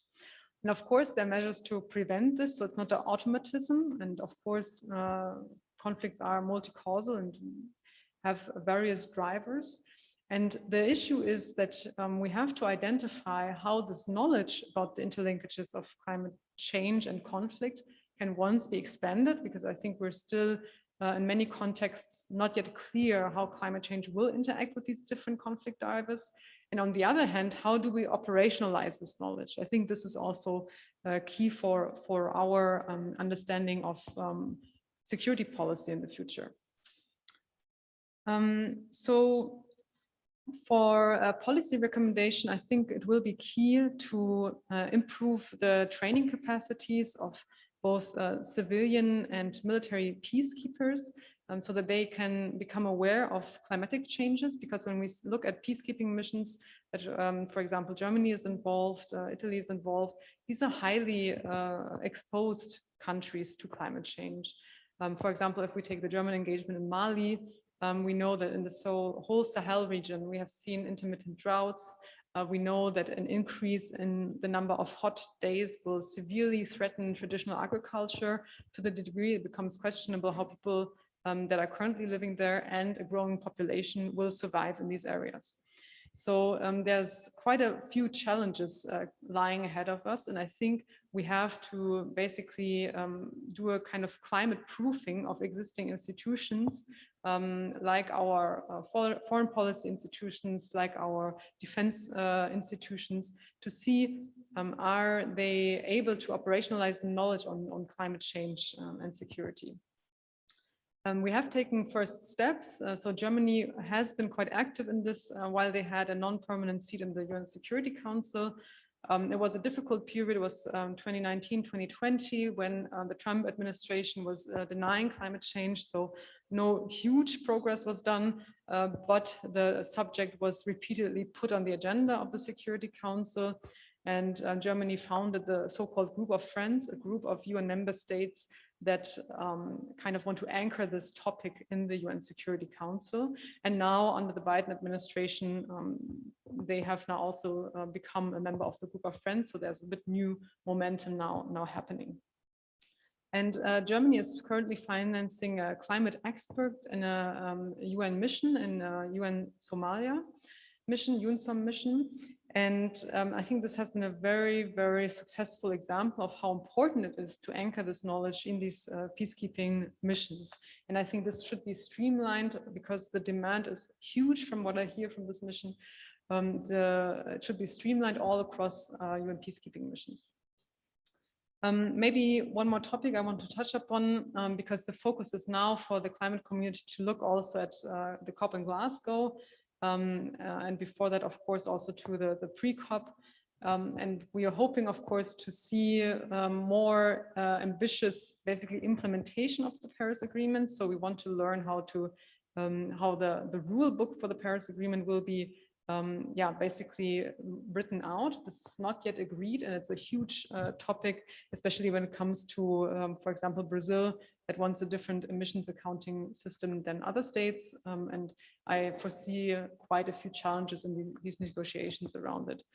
But nevertheless, beyond the COP, which is extremely important to keep the multilateral ambition up for international climate policy, we also need to look at other ways in which climate policy has been implemented or pushed in recent years. So one is, of course, the engagement of civil society.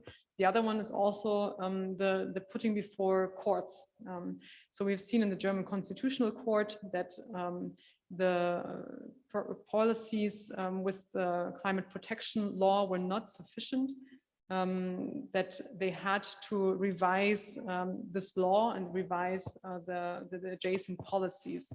And I could also imagine that European law, which is very strong in implementation because it gets implemented through all partner countries, could be one place that could really shift future implementation of policies in the future. Another thing that was mentioned was human rights and climate change.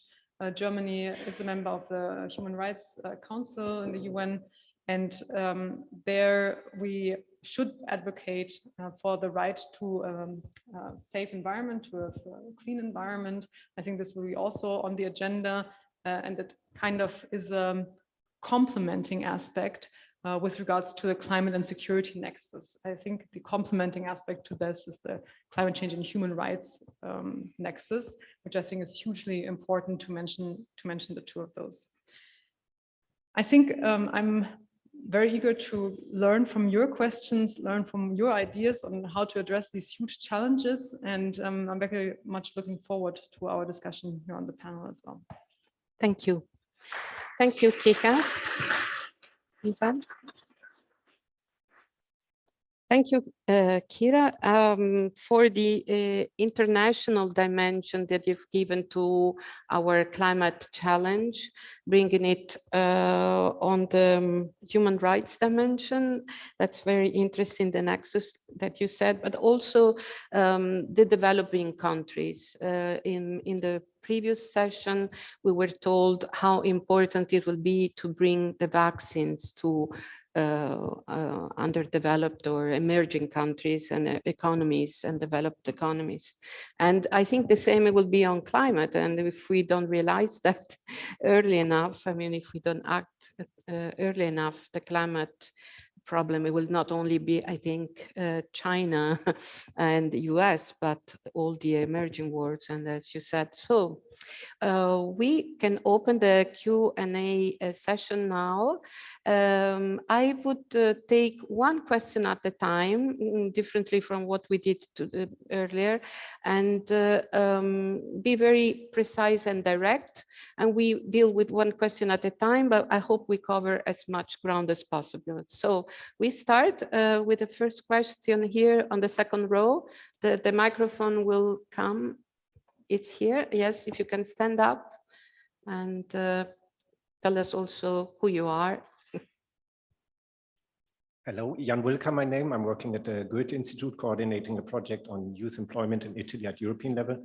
Mr. Mölling, I wanted to react to your bigger picture that you painted, because you said you see willingness for change, and I'm not so sure it's really willingness for change in Germany currently, especially if you compare to other countries. I see a lot of willingness to preserve the planet, current living standards. And most people still believing that you don't have to change the policies in order to preserve those realities. And a few people, a small growing number, that is ready to change policies and believe you have to change policies to preserve the planet and realities. Now, I'm totally convinced that we need more ambitious change to really secure the planet, but also bring across certain improvements. And I fully agree with you that this change can only happen at a European or global scale. Now, I was wondering, connecting also to some discussions beforehand about the debates of candidates. Questions were rather national, but I think more important than the questions are the answers. How international are our current political parties, our leaders thinking? And a strategic question for the sector of foreign relations and foreign policy: should we rather stay in an expert domain and say there's foreign policy, or should we really try to mainstream rather and say actually all policies are more and more foreign policies, and really trying to mainstream, get across into all the policy fields? Do you see a risk of being too thin everywhere, or do you think we really need to tap in those specific sector discussions? Thank you. Thanks very much. Very, very good question. Maybe 2 points. One is picking up the divide between the old and the new. I mean, we saw from the election polls that especially those who have voted first time have voted for this change.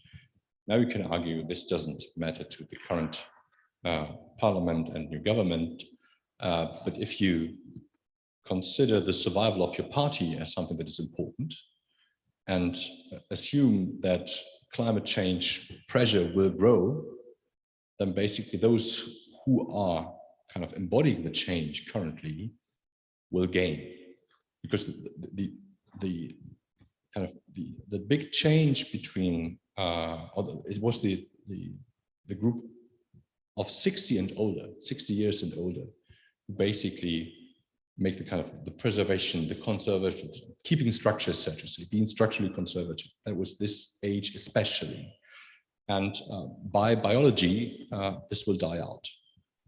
And the pressure will mount. The question, it's not only a question of biology, it's also a question of sociology. Because we are not debating only climate, we are also debating justice, societal justice among the younger and the older generation. And I guess we now find a kind of a way of challenging this through the climate debate, because it's touching on so many points. So it becomes a symbol of how does the older generation treat the younger generation? How do parents treat their kids and the potential of survival of their kids and the next generation after this generation? And this may only start, but I think it's quite a huge signal. It's not a revolution. I don't want to live in a revolution. You know, there are so many things that are getting distracted by that. So, but I think that the signal is quite clear. You're also right, and that's how I understood. It now depends how parties pick that up.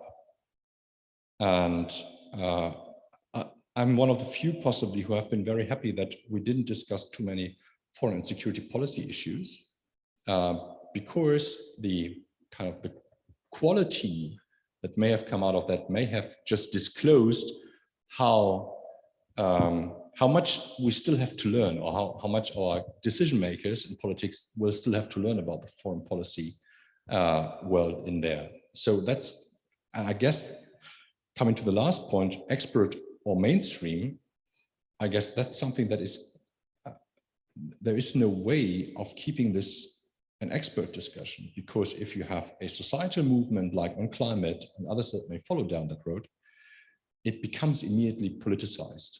You can't steer that, you can't shape it any longer. I mean, you can't decide as a policy leader, which topic do I want to have? These topics break way for themselves. And also from a problem perspective, I think it's almost impossible to say, yeah, we take climate as one topic, we take trade as another one, because Claudia made the link between the two, and we take security as the third one. That doesn't work. So if you want to act appropriate regarding to the problems, you basically have to start not mainstream, but look at the interlinkages and respond to them in a more integrated manner. And that's the biggest challenge, actually, especially for Germany, because we are not used to an integrated response because of the power distribution in this country. But hey, I mean, problems are not waiting for us. So I better hope that this time government gets up to speed more than the one before. But I'm ending on hope here, not on fact. Thank you. That's interesting to bring in the generational gap in the elections. And as an observer, I could see it in the debates, how different it was between the, let's say, old generation, 60 years old or more, Laschet and Scholz, and then on the other side, Baerbock and Lindner. And both those parties went up, actually. Okay, then. So I give a chance also to you to reply to this very interesting question, please. I have a couple of points I would like to make on that as well. I do think foreign policy should be mainstreamed. I mean, in my area of trade, this is why we call it Geo-Economics now. We realized with the increasing rivalry between the United States and China, that it's no longer economics, it's connected to security concerns, it's connected to technology, to dual use technology. So we cannot make the distinction that the one thing is economics and the other one is security or foreign policy.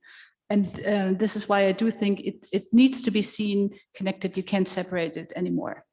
International, I belong to the ones who think they should have debated much more on Europe and international issue. I really regret that it was focused, that the debate in the election campaign was so focused on domestic issues, because almost nothing is domestic anymore. So at least it should have been a European debate, and even more so about global issues. So I would have really liked to have more debate on that. I think we had the trialogue where the candidates for chancellor really went in depth into a lot of issues. I was surprised about the knowledge that they had, and I think it would have been good to hear about Europe and global issues as well. That said, all the parties that are elected are very European friendly. So it's not that Germany will turn its back to Europe. So they are all very pro-Europe. But, which brings me to the last question, I do not see a huge willingness to change. Merkel was really successful in what she did in claiming the middle ground, in being very, not open to large steps. And I think the new candidates realized that this is what German voters want. So I don't think it's a willingness just to preserve, but we won't see major integration steps. I think when you look at the European context in my area, it's a willingness to become more assertive. With regard to China, as I said before, it's a willingness to add climate to a lot of policies, but I think it's more like willingness to prevent another crisis and not willingness to leap forward with a lot of reforms. Change is inevitable. I think that's something that has become more than apparent over the last years. The question is more whether we are stewards of this change or bystanders. And I think this is something that all parties need to realize with regards to the climate crisis, that climate impacts will keep on coming now. This has been made abundantly clear by the IPCC. We will see stronger impacts because in all emissions mitigation scenarios, we will have a higher warming level by the middle of the century. Nevertheless, we can still avoid the worst. But these waves will kind of keep on crushing over us, and we need to make a plan now for this period of time, because the synchronicity of events may otherwise overwhelm even our capacities as modern European countries to deal with these crises. So I think it is important to communicate this. And I agree on your point of hopefulness. I'm also hopeful. But my good friend, David Berger, who climbed the Mount Everest several times, he told me, hope is not a good plan. And I guess we can all agree with this assessment. And I think now is the time that we are asked to give impulses for these policy changes that are necessary and make our recommendations, us as people who work in the think tank, as researchers, you as leaders in different capacities, to provide as concrete as possible advice on how to tweak certain types of policies. And I think on the climate issue, I mean, there's a lot of issues that need to be addressed, but on the climate issue, which will decide over the continuation of our civilization, it is important that we take this as a crisis and act upon it. So there are some calls for a 100-day program after the coalition is formed to really step up the ambitions in the climate protection area, including, for example, the abolishment of fossil fuel subsidies in all their forms. And this is overdue, and I think this is something that can be implemented quickly. Thank you. So we move to the next question. I see here, and then we'll come to you. Please be very straightforward, so we have more questions. I will. I'm Francesco Bono. Thanks for the picture you gave us. My question is for Dr. Claudia Schmucker. In the international situation you painted, what's the role of Russia and the relationship of Europe with Russia? And also, I'd like to ask to Dr. Mölling kind of the same question. So the different coalition that could come out from this election, how they will change the relationship of Germany and EU with Russia. Thanks. Maybe I also take together, because I would like to, the last, yes, a question, we take also that together. Down.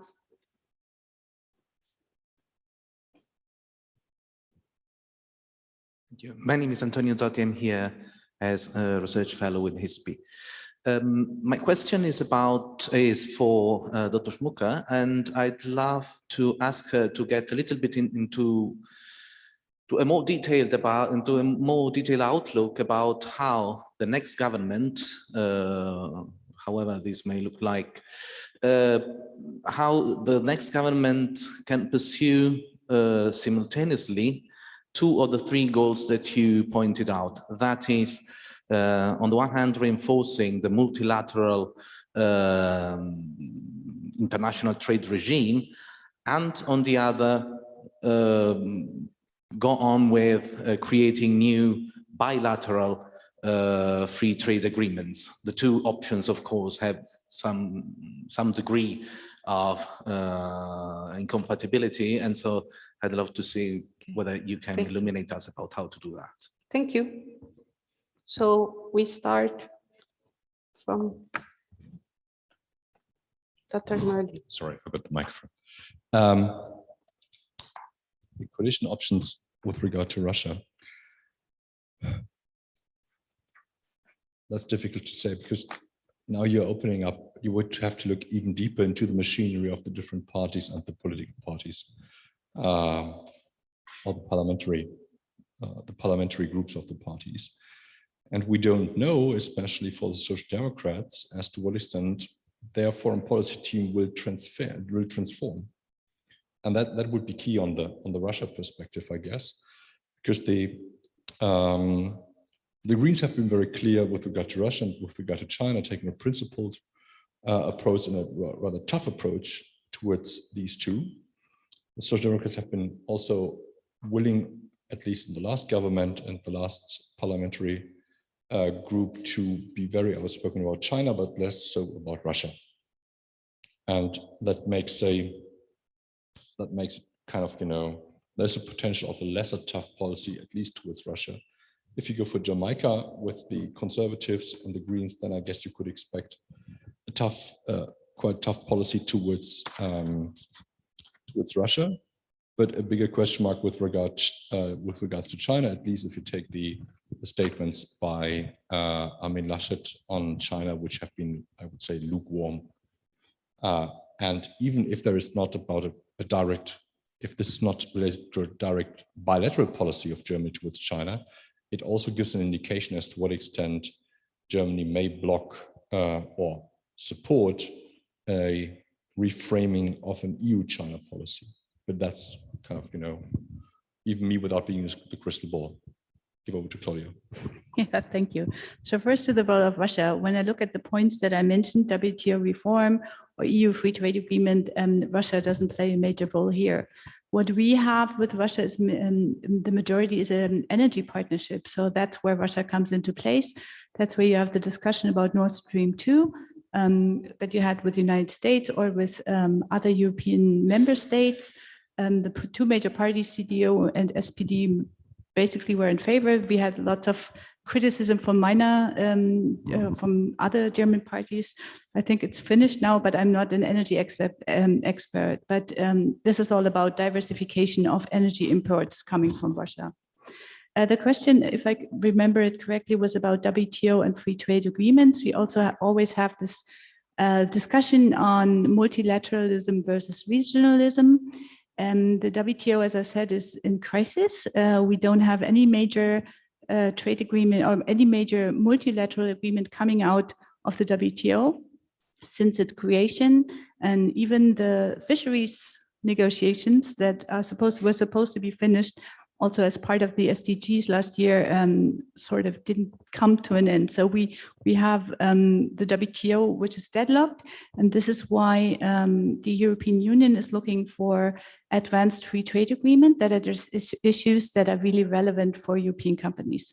As I said, it's no longer about just tariffs, it's about a lot of standards, also about climate standards, labor standards, sustainability issues, human rights, digital trade, a lot of chapters that are not even part of the WTO rules. So the EU hopes that by negotiating these kind of agreements, it can make a start, it can establish standards that maybe later will get back to the WTO.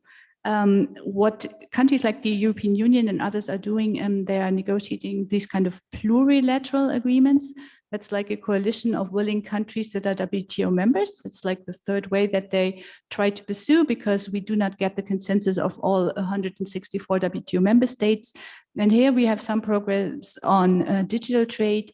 And I also mentioned other trade areas where I think we need progress, which is trade and health issues. The EU had an initiative here, and also trade and environmental goods. So the EU sees their free trade agreements as stepping stones for multilateral rules. the EU also sees these bilateral free trade agreements as a safety net. If WTO rules if the WTO is further in crisis, the EU still has these kind of free trade agreements in place, but the EU also tries to have these plurilateral agreements with many more WTO member states on issues that are relevant for the EU.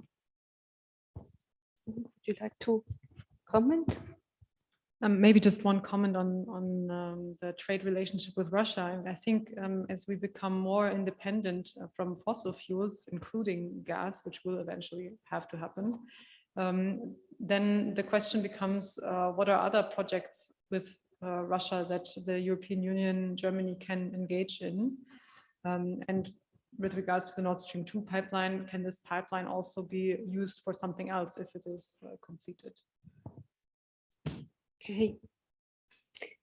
Well, we are running out of time. We have just a few minutes. I don't know if there is still one very short question, even if I must say that in foreign policy, I can see each question would require a whole afternoon. So, okay, yes, I see one hand raised. Yes. Thank you so much. Maybe one quick question on technology. If we look at the US and technology and also the topic of sovereignty, if we look at the US is very much into free trade and open markets, also in technology. If we look at France is very much into strategic autonomy and will probably push that in the EU presidency coming up next year. And then we look at Germany, which is somehow in the middle. Claudia, you described the EU being in the middle between the US and China, and sometimes I feel Germany is also in the middle between the US and France, especially when it comes to technology questions. So what would be your recommendation to the next government when it comes to the strategic approach, how to tackle technology and digitization in between this triangle of tensions, so to say? Thank you. Thank you. I don't know who would like to answer. I'll buy you some time.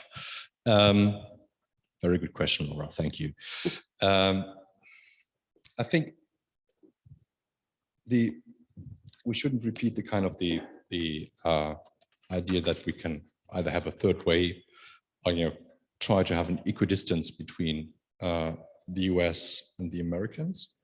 So I think it's about a partnership and competition that we're going to have with the Americans. Because we're talking about the EDTs, the emerging and disruptive technologies, as technologies which are on the one hand key to our security and on the one hand are key to our wealth. So there's no willingness to let them go, but that let go the monopoly of production and distribution to one country or one one company or a few companies. At the same time, we have to realize that we are behind the curve as Europeans, as well as Germany. So the question is, what's the realistic amount of access to technologies? I'm saying access to technologies, not that having the technology at home. Sometimes it may be enough to have access to technology and to have what we describe as a national master plan for technology, because we're discussing technology in its kind of general terms so often, where at the same time the question, if we take the kind of top 10 technologies that we currently identify as being those we would need to stay to a certain extent sovereign and gain money out of it, are we willing to invest to make it? And that's where basically discussion in this country stops when it comes to money. And they say, yeah, the European Union should solve this. Yeah, maybe, but the European Union also has, as you have mentioned, other countries like France and Italy who also have an interest in having these technologies. So can we share? And are we able to transfer sovereignty back to the European Union?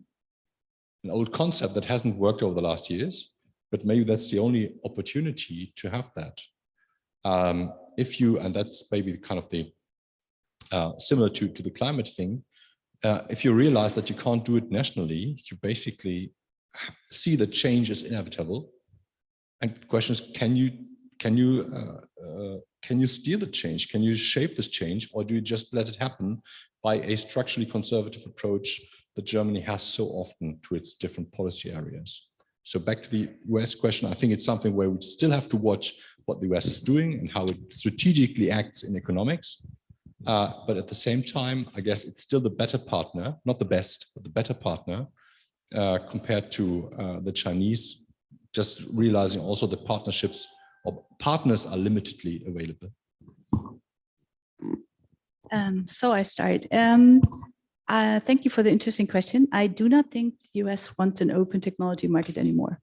That was not only Trump, that's also President Biden. He wants to put supply chains back to the United States. He wants to be the one who has critical technology produced in the United States. So starting with the geo-economic rivalry with China, the US is less interested in global supply chains. They want to take it back. So actually, I think in technology, they're sort of going even stronger in that direction than the European Union. European Union, we have the strategic autonomy. In trade, we still talk about open strategic autonomy, but this is questionable what we mean by that. And I think we have countries like France who would very much like only to focus on strategic autonomy and no longer on open. There's discussion on that among EU member states. We still haven't reached a decision what this means in detail. However, the European Union also had, like the United States, a study of what are critical technology and critical products. I mean, we had the discussion during the pandemic that the supply chains didn't work. This was not true. The supply chains did work, but there were some critical products that the European Union wants to be able to produce at home through increased research and development, through production capacity, through education. So we have people who can do that in Europe. And this is supported by France, but also by Germany. We still need to talk about the open part, but this change in reform of industrial policy is coming in Europe.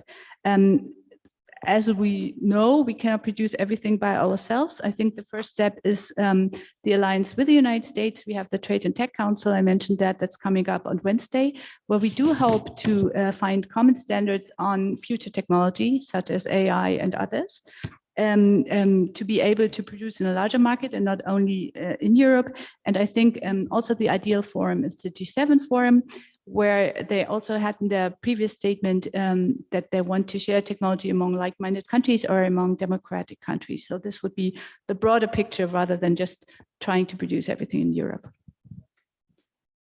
Maybe just a few words on the climate and technology nexus here. I think it really depends on what you're looking at. So we have critical technologies now available, for example, through AI methods to do better forecasting. So to forecast the onset and the withdrawal of the Indian summer monsoon very early on, the onset of a El Nino event, which has basically implications for agriculture in many, many countries. And if you have an early prediction of such events, you are able to better prepare for them in the best case. So these are all technologies that are available, but they're not really widespread. So the question is also on how to increase the uptake. And this is also a question when you go to mitigation technologies, which will be crucial in solving the climate issue. And here, I want to just give you the example of the camera. So the instrument that was there before the cameras, that kind of the prototype, was patented. And somebody bought up the patent and then made it publicly available so that innovators could use this to build upon this. And this is how the modern camera, of which we probably all have one in our pocket, developed.